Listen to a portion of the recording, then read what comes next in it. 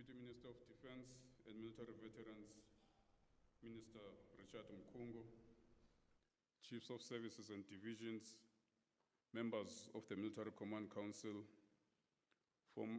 former Chief of the South African Navy, Vice Admiral Mudimo, retired, and Mrs. Mudimo, generals and admirals, both serving and retired, members of the Navy Command Council, members of services and divisions, councils, commanding officers of bases, ships, and units, members of the Fleet Command Board, commissioned officers, both serving and retired, Master-at-Arms of the South African Navy, Senior Chief Warrant Officer Molefe, non-commissioned officers, both serving and retired, CEOs and captains of industry, friends of the South African Navy, members of our renowned South African Navy Band, my pillar of strength and beautiful wife, Noklandi,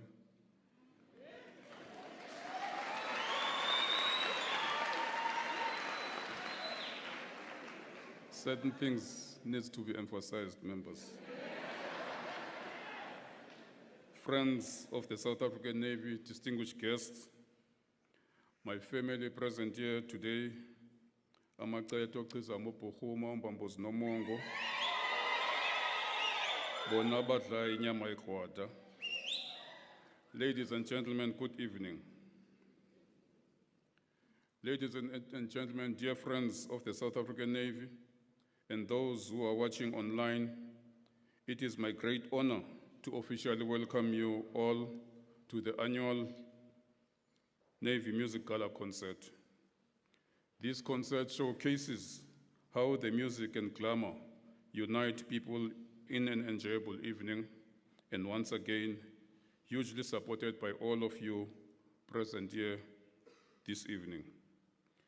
Before I even go further, I need to mention that this Navy choir that is about to mesmerize you with their beautiful voices, with the support of the Navy Band, are the renowned champions of Chief of the South African National Defense Force Choir Competition 2025.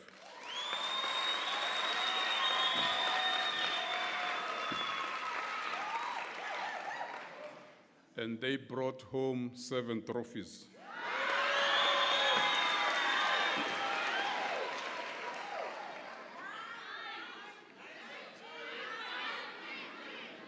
You will agree with me when I say music plays an immense role in achieving the most important objectives of any armed forces, which is to keep the morale of the young men and women high. I mean, try imagining a parade, a special or important event without the presence of a service band, because I personally cannot, because any such event without a band wouldn't be a success. These musicians are from different backgrounds, units, and speaks different languages, but under the guidance of a conductor, all those differences do not matter, as they appear to speak in one voice called music, and it is understood universally. I also would like to acknowledge the outstanding achievements of our awards recipients. Each individual has demonstrated exceptional dedication, skill, and service in their roles and talents. Congratulations, and may you continue to perform above average and remain dedicated to the cause and keep growing your talents. Ladies and gentlemen, as we have also witnessed, we didn't only honor the remarkable achievements of our naval members, but also the incredible spouses who stand by us as servicemen and women. These spouses and partners' dedication and unwavering support have been the backbone of our service members' success. I encourage you to continue and always put your families first over and above friends. Do not allow imbuku and cockroaches to get into your kitchen and dining tables, if you understand what I'm saying.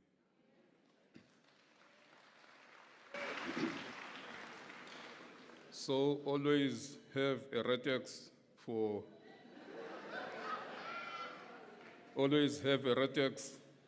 imbuku that intend to disrupt your marriages and trying to make your kids grow without a father or a mother. Over the years, you have provided emotional strength, stability, and encouragement, allowing your partners to focus on their missions and commitments. Your sacrifices and resilience have been playing a crucial role in the lives of your loved ones within the naval community. Thank you for your love, support, and the countless ways you contribute to the strength of our Navy. We recognize and appreciate you for all that you do.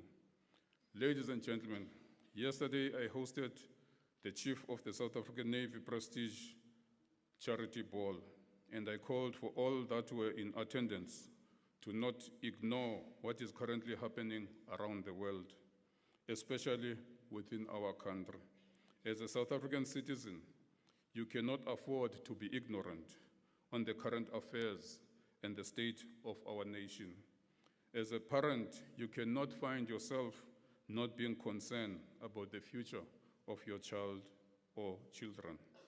As Chief of the Navy, I am entrusted in providing mission-ready and capable Navy that must be able to patrol and keep our country's territorial waters safe. In order for my fellow South Africans to feel safe and enjoy the resources and wealth that is found in our oceans. Let me put it in simple way for ease of understanding for any ordinary South African. The point I want to bring across is that the South African Navy is not just a military force. It is a protector of our sovereignty, our maritime resources, and our citizens. Like what our former president and Commander-in-Chief, Dr. Nelson Rolihlahla Mandela, said during the International Fleet Review conducted in Cape Town on 5th April 1997, and I quote,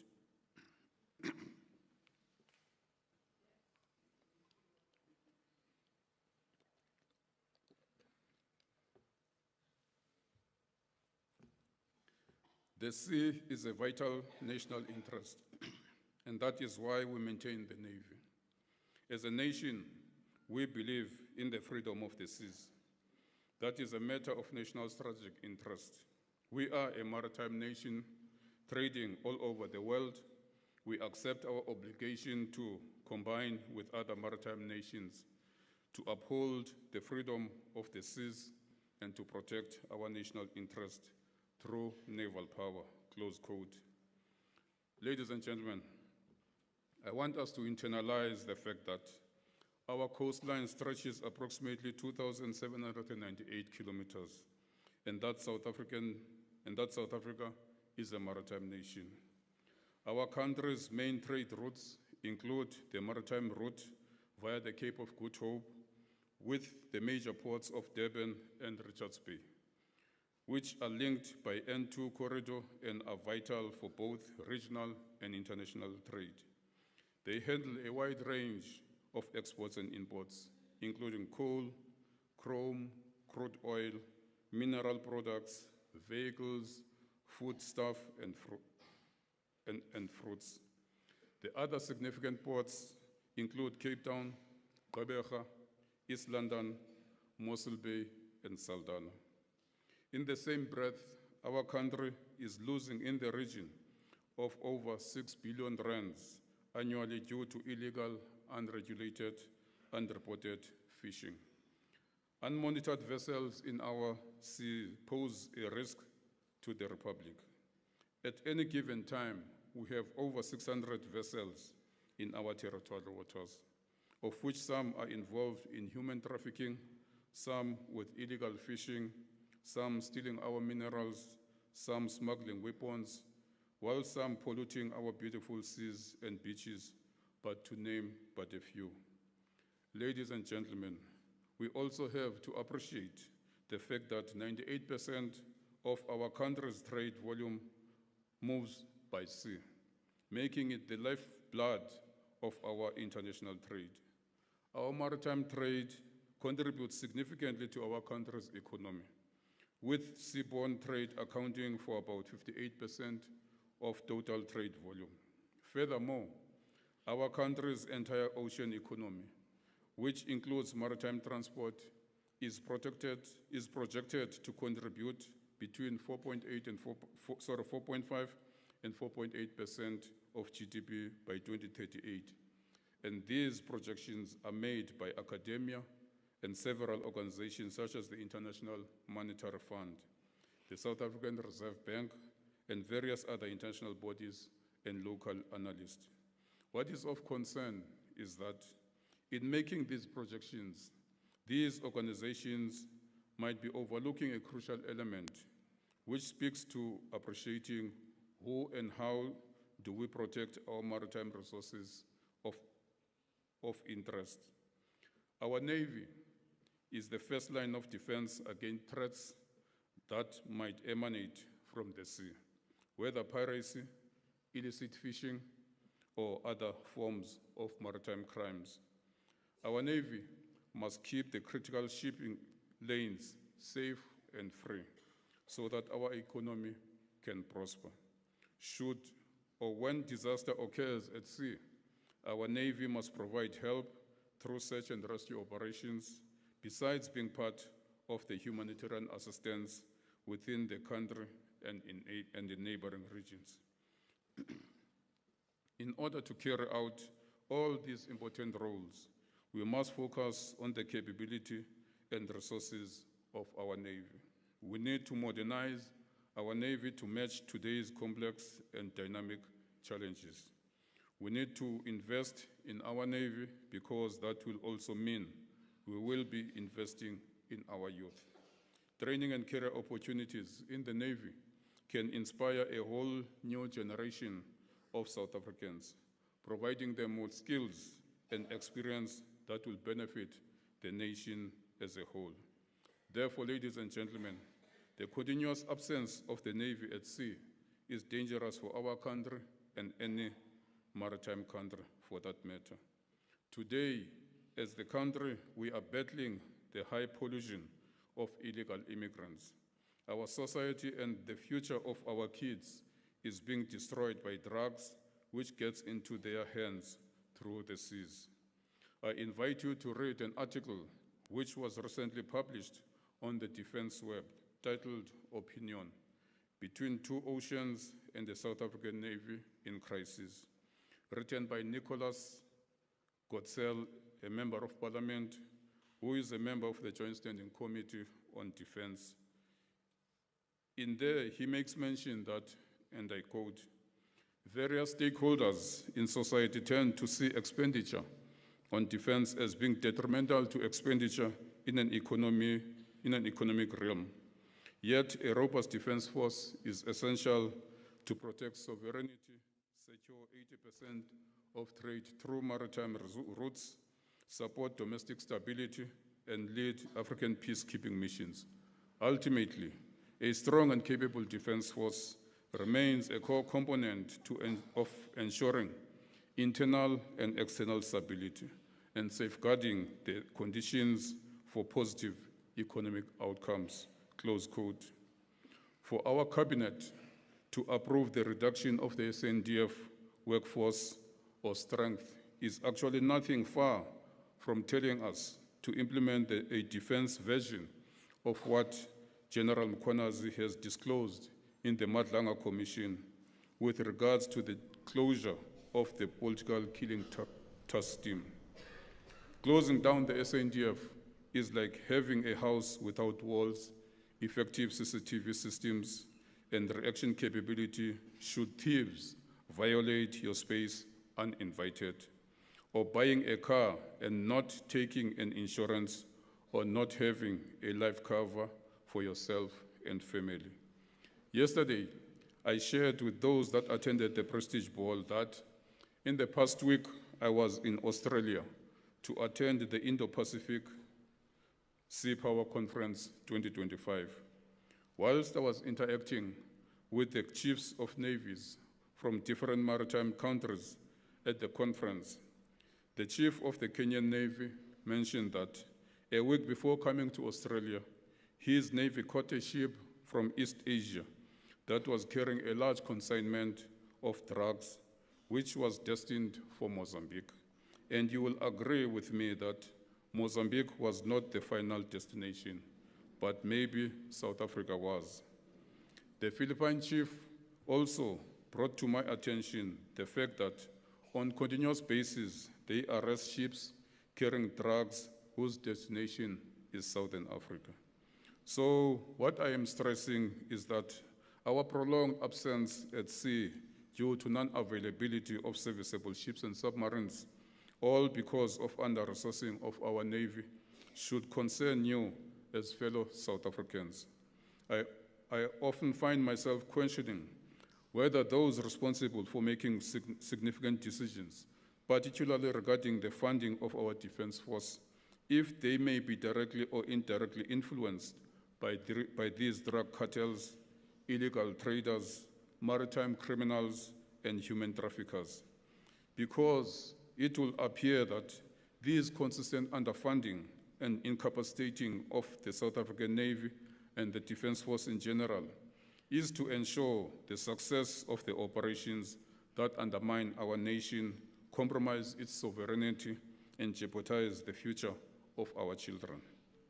The unpatriotic and what appears to be a sellout posture of defunding the SA Navy and the SANDF in general leaves me with a question of whether the people behind what I would like to call nonsense, if they are not busy with a mission to privatize the SA Navy and the SANDF, seeing that the private security is a lucrative business in our country and it is replacing the state security machinery.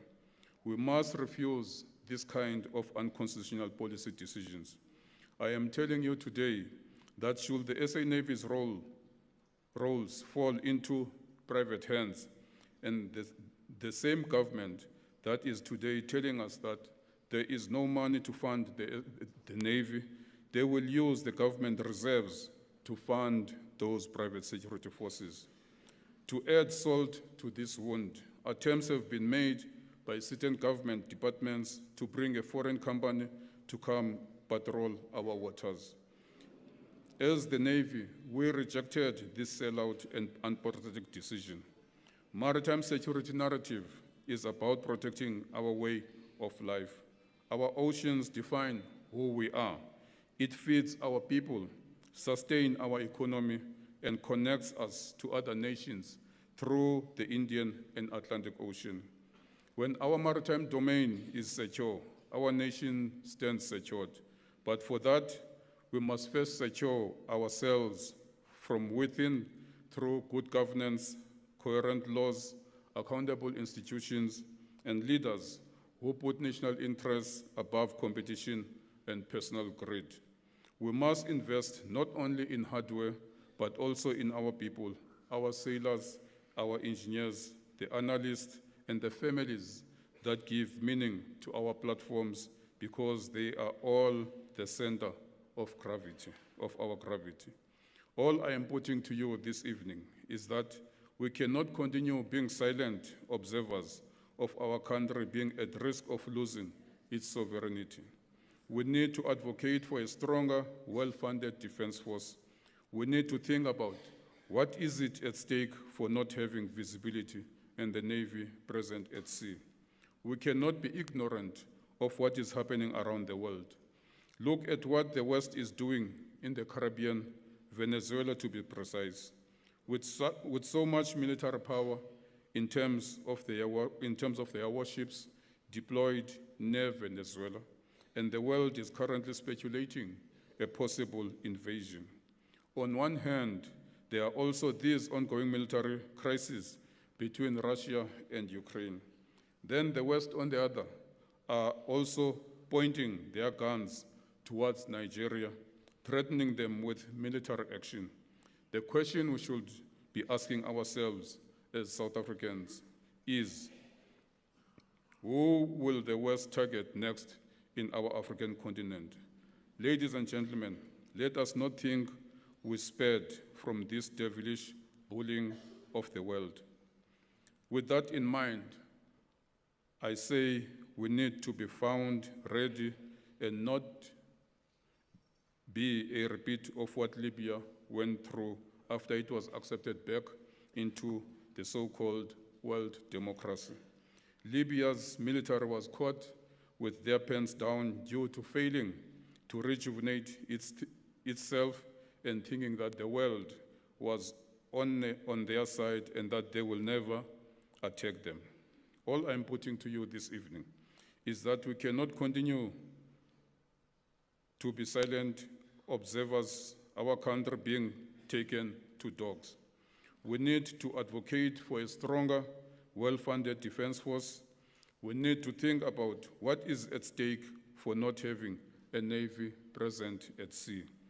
With the responsibility entrusted in me to command the seas of our country, and the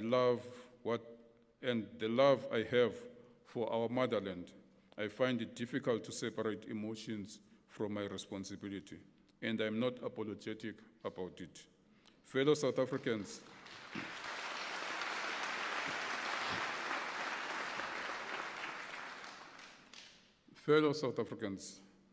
I would like to leave you with those few words to internalize, ponder on when you go to sleep tonight. As you lock your gates and doors in preparation to go to bed, ask yourselves, is our seas safe? Ask yourself if you are comfortable with what is going on in our country. Ask yourselves if the future of your children is in good hands or not. Before I close, I want to make mention that I regard my job as a calling, as I have been serving the people from the tender age of 17, and to this day, after 40 years, I regard serving the people and my country as the only thing I know best.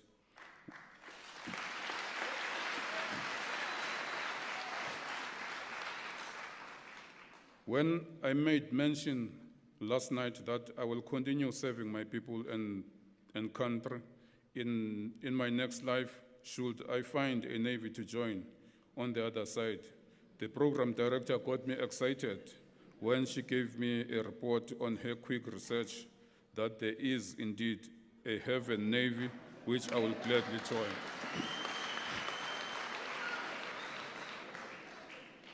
In closing, let me take this opportunity to thank the program director, Captain Mahlangu. Thank you very much for the professional and exceptional execution of your responsibilities as the master of ceremony for this important event in the Navy calendar. To the acting public relations officer, Commander Madiba, Misor Mabina, and your team, well done, and thank you for the good work that went into the planning, organizing, and execution of this beautiful evening. I also send my appreciation and thanks to our world-renowned SA Navy Band and the 2025 SNDF Choral Competition champions, our own SA Navy Choir. Thank you for the beautiful music you are providing us tonight, which makes this event more beautiful. Thank you to the management and all the support teams of UNISA for the support provided to my coordinating team and for keeping and making the venue available to us year in and year out. Let us continue the collaboration and support going forward. I also want to take a moment to express my heartfelt gratitude to each and every one of you, the guests, for coming out in your numbers and joining us tonight.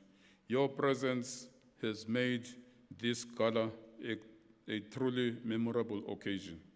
I'll also like to thank my close protectors who look after my life and my office staff who bring warmth and comfort to me and also ensure that my family is also having the same warmth and comfort when I leave them behind at home, every time when duty calls.